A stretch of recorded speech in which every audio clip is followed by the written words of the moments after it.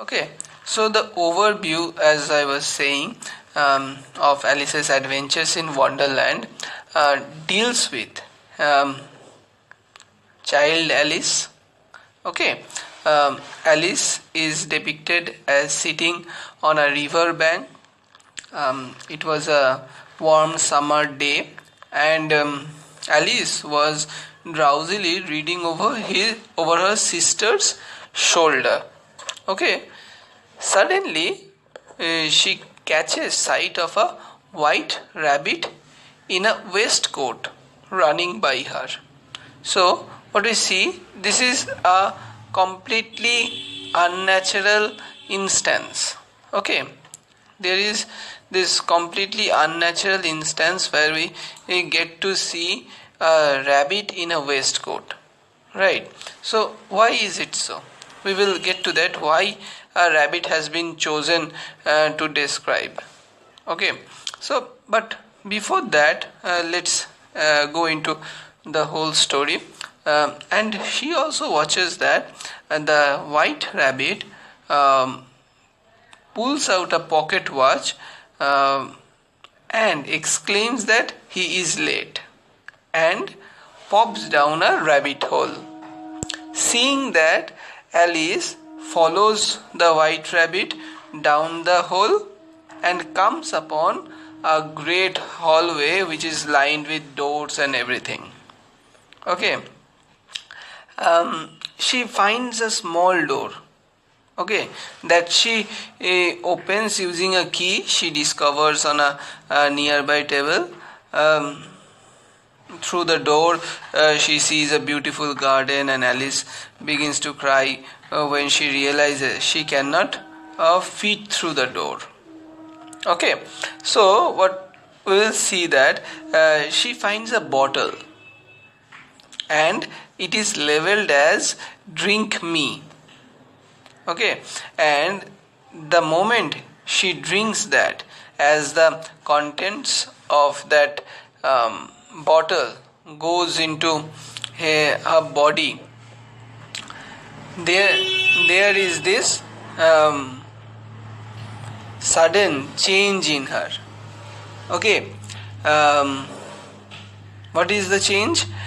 She shrinks down to the right size, through which or by which he could enter the door.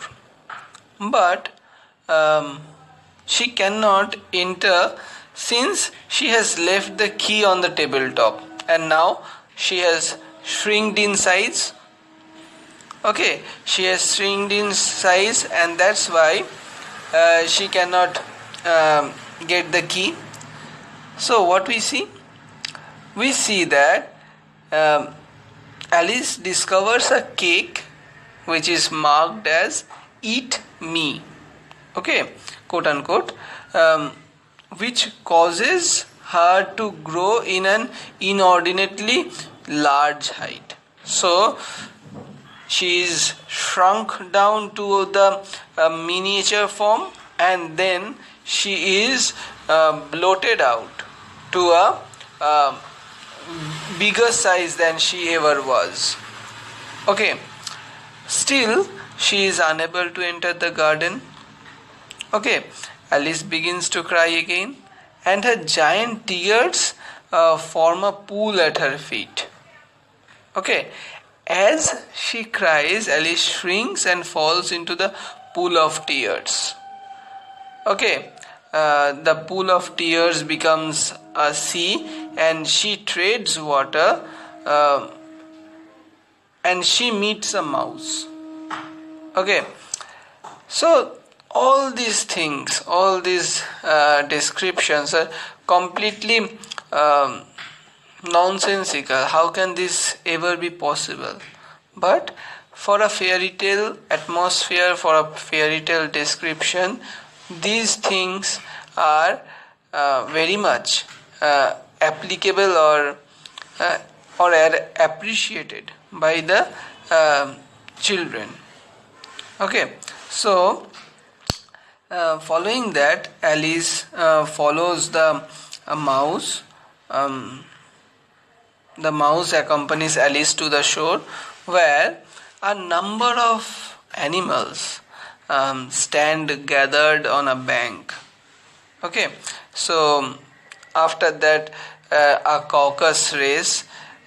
the caucus race, Alice scares the animals away with tales of her cat and Dina, and find herself alone again. Okay, so Alice again meets the white rabbit, okay, who mistakes her for a servant and sends her off to fetch his things. Okay, while she is in White Rabbit house, um, she fetches things. Alice drinks an unmarked bottle of liquid, and she grows to the size of the room. Clear? The white rabbit returns to his house, fuming at the now giant size Alice, but she swats him and his servants away with her giant hand. The animals outside try to get her out of the house by throwing rocks at her, which inexplicably transform into cakes, which they land in the house. Alice eats one of those cakes, which causes her to shrink into a small size. Okay, so there is this constant changing of size. Following that, Alice wanders off into the forest, where she meets a caterpillar sitting on a mushroom and smoking, where we see that the caterpillar crawls away in disgust. Okay, and the caterpillar was smoking hookah, okay, which is in English it is called water pipe. Okay, the caterpillar and Alice get into an argument, and but before the caterpillar walks away in disgust, he tells Alice that different parts of the mushroom will make her grow or shrink in size. Okay, so Alice tastes a part of the mushroom and her neck stretches above the trees. Okay, a pigeon sees her and attacks, deeming her a serpent, which is hungry for pigeons' eggs or something. Okay, so Alice eats another part of the mushroom and shrinks down to the normal height. Clear? We will see after that she wanders until she comes across the house of the Duchess. Okay, she enters and finds the Duchess, who is nursing a squealing baby. Clear? As well as grinning, as well as she sees a grinning Cheshire cat. Okay, and a cook who tosses massive amounts of paper into a cauldron of soup. So what we find here is that all these descriptions are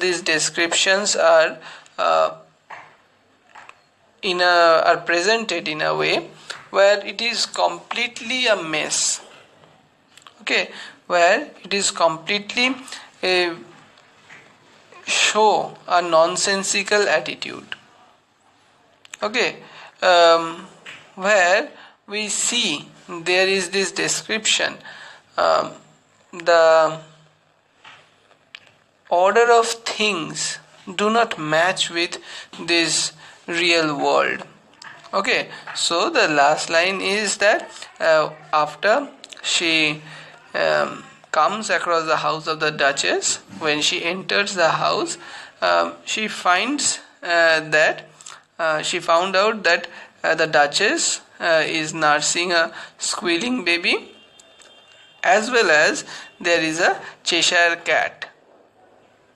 Okay, Cheshire. Clear? And there is also a cook in that house who is putting into massive amounts of papers into the cauldron. ওকে, সেই কড়াই যেটা রয়েছে সেখানটা অনেক অ্যামাউন্টের paper হচ্ছে দিচ্ছে। Clear? So if we try to find out any logical explanation to this, we won't be able to get.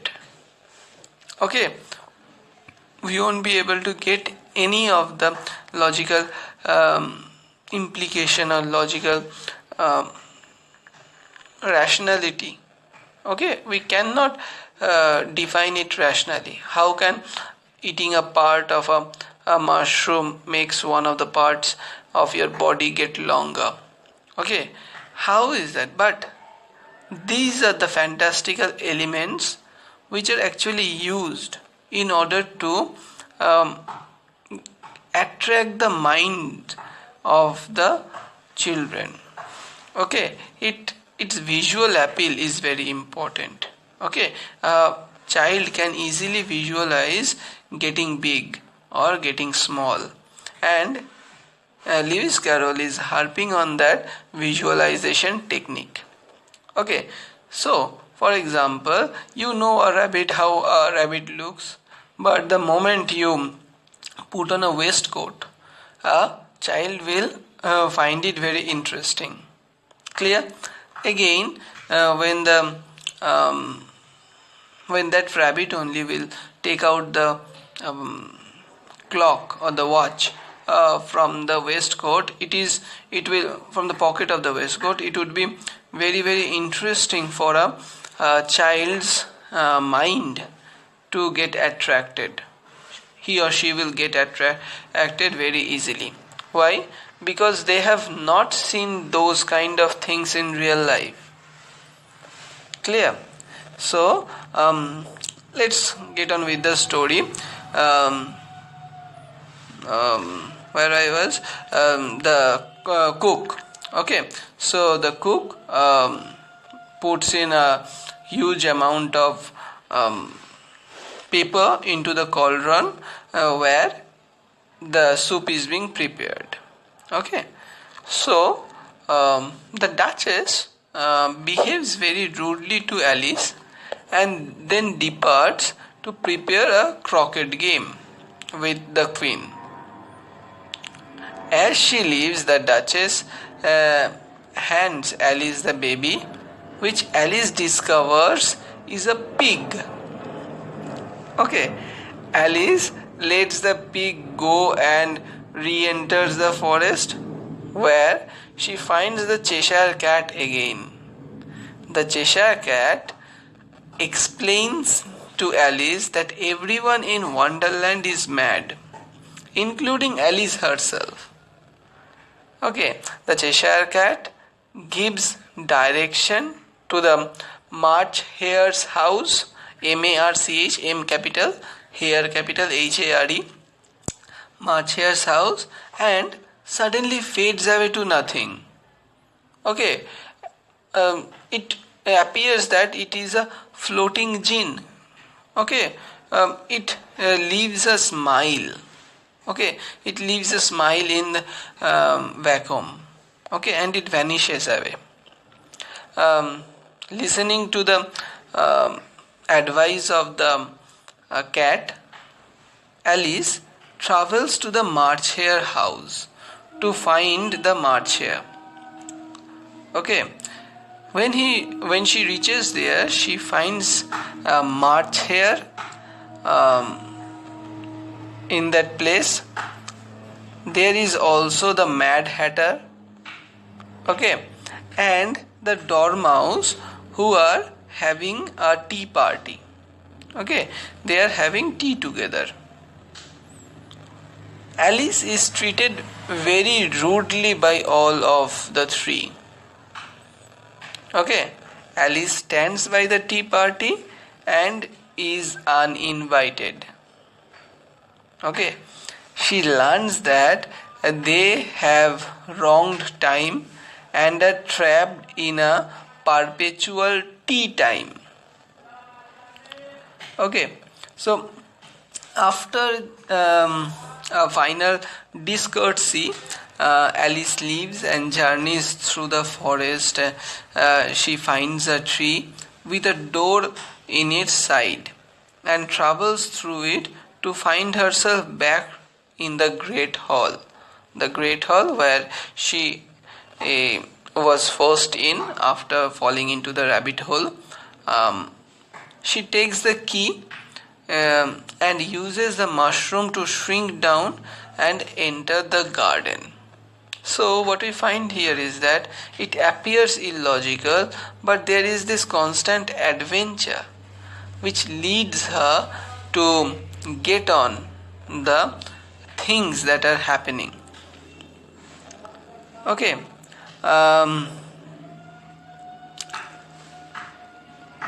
What we see after she enters the garden, after saving several gardeners from the temper of the Queen of Hearts, Alice joins the Queen in a strange game of croquet.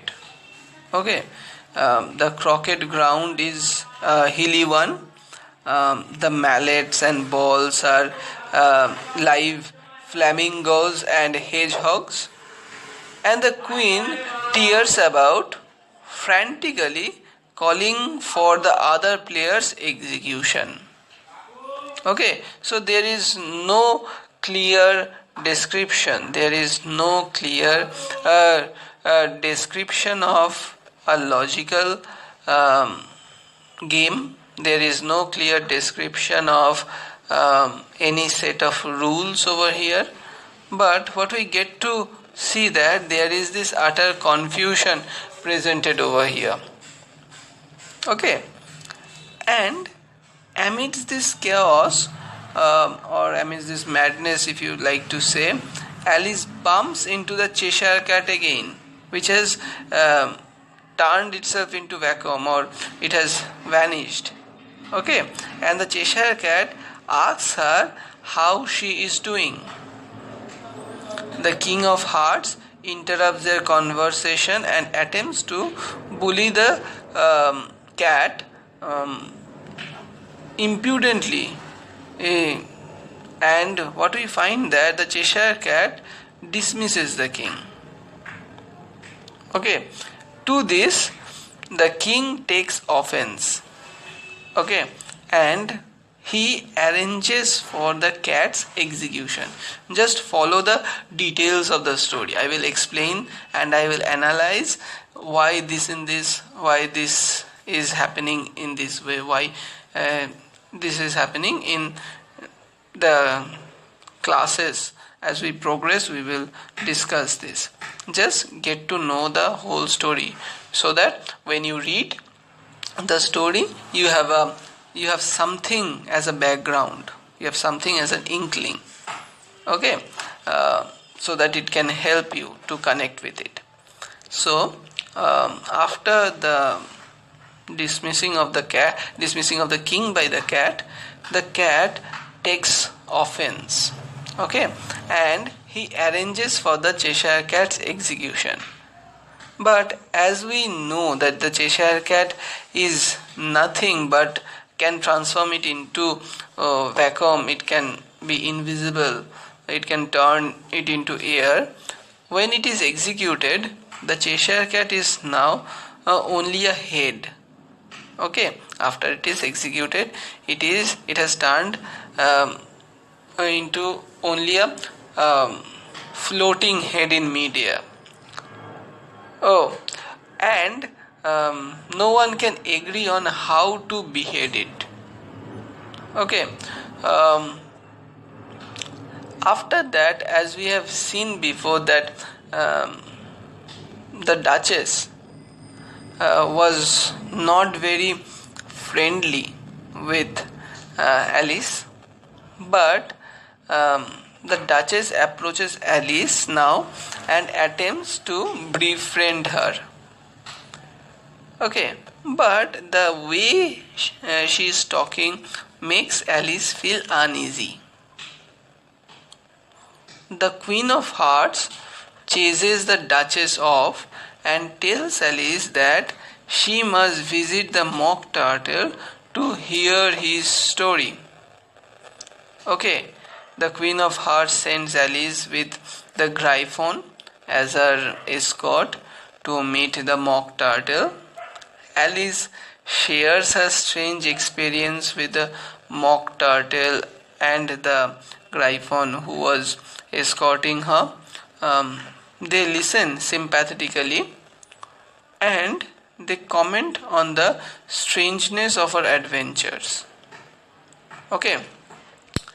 After listening to the mock turtle story, they hear an announcement, okay, of a trial, that a trial is about to begin, and the Gryphon brings Alice back to the croquet ground. So the trial is to be held, and they appear in the croquet ground where the game was being played.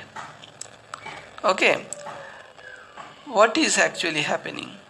Here, the Knave of Hearts, Knave, the Knave of Hearts stands the trial for stealing the Queen's tarts, Tarts. Okay, the King of Hearts leads the proceeding and everything. So, what we find here is that all these things are more or less like the real world, okay, the execution and everything.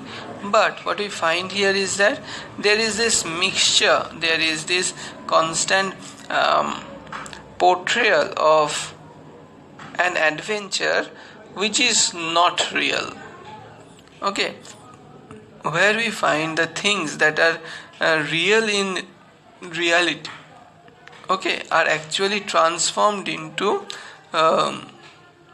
nothing. They are things, whereas the things that are actually nothing in real life are actually things, but in the fairyland they are assuming the dominance. Clear? The Knave of Hearts stands trial for stealing, and the king is actually leading the proceedings, and various witnesses approach the stand to give evidence. The Mad Hatter and the cook both give their testimony, but none of it makes any sense. Okay, they continuously talk and everything, but they do not get any sense of it. Clear? So what we find here is that this description is amusing, but at the same time it is nonsensical. The white rabbit, who is acting as a herald, calls Alice to witness the stand, to the witness stand. She is being called. The king goes nowhere with his line of questioning, but takes encouragement when the white rabbit provides new evidence in the form of a letter by the knave. The letter turns out to be a poem, which the king interprets as an admission of guilt on the part of the knave. Whereas what we see, Alice believes the note to be a nonsense and protests the king's interpretation. Okay, so but the queen becomes furious with Alice and orders her beheading. But Alice grows to the huge size and knocks over the queen's army of playing cards. Okay, so suddenly, all of a sudden, what we find, Alice finds herself awake on her sister's lap back at the river bank. She tells her sister about her dream and goes inside for tea as her sister ponders over Alice's adventures. Okay, do you understand? So this is the whole storyline of Alice's adventures in Wonderland. So actually what had happened, Alice had fallen asleep and she was actually dreaming about all these things. Okay, Lewis Carroll has told this story during the boat ride in the river Isis, but he is now presenting the story in a way where Alice was by the river bank when she fell asleep while reading and dreamt all this. Okay, and if we consider it as a dream, it is quite similar to dreams because the dreams are quite illogical. You do not find meaning why you are seeing this, why this is happening in dreams. Okay, similar things are being portrayed over here. So this is a dream of Alice which has been presented in the form of a story. But why this is so? Why this is included into your syllabus? This is primarily included into your syllabus because of your attention, because of your introduction to the nonsense genre, which is important. You need to know all the genres of writing. Plus, this is not just a nonsense genre. It is a piece of writing which gives a ardent and vivid description of the society. Okay, where it satirizes the society. As I have told you before also in previous classes, that every incident or every character that is present in the story has a counterpart in the real life.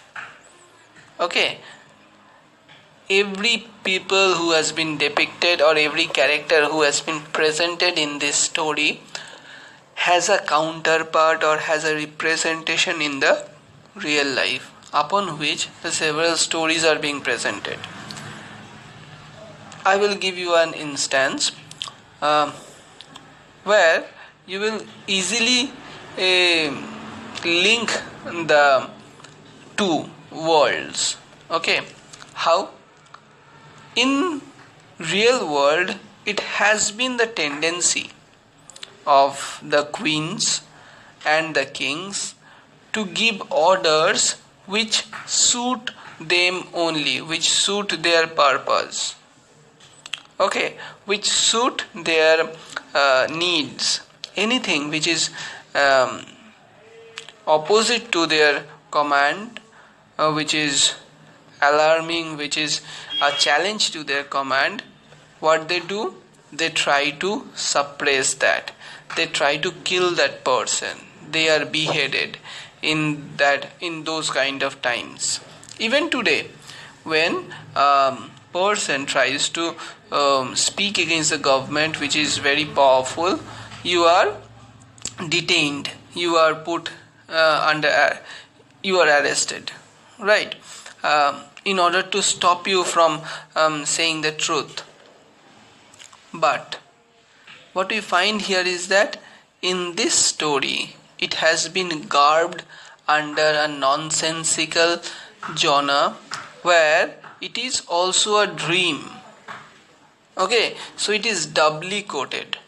Double করে হচ্ছে এমন ভাবে দেখাচ্ছে, double protection দিয়ে বলছে এটা একটা fairy tale, ঠিক আছে, এটা একটা বাচ্চাদের স্টোরি, এটা একটা dream, so it has no sense, it is not a satire, but there are satirical presentations of the real life within this dream like story or a fairy tale. Clear? That is his intention, that is his main motive, that he is not just describing a fairy tale, he is not just presenting a fairy tale in order to entertain the children. Obviously he is doing so, but this is not his only motive. He very subtly is presenting by referring or bringing in characters from real life into the fairyland or the wonderland and describing their characteristics over there. Okay, that may be good, that may be bad, but Lewis Carroll is doing so. Understood? In the next class, I will deal with why this white rabbit, what is so precious, and why he is only dealing with a white rabbit who is being leading on. Okay, why the choice of the white rabbit? Okay, let's end it here today.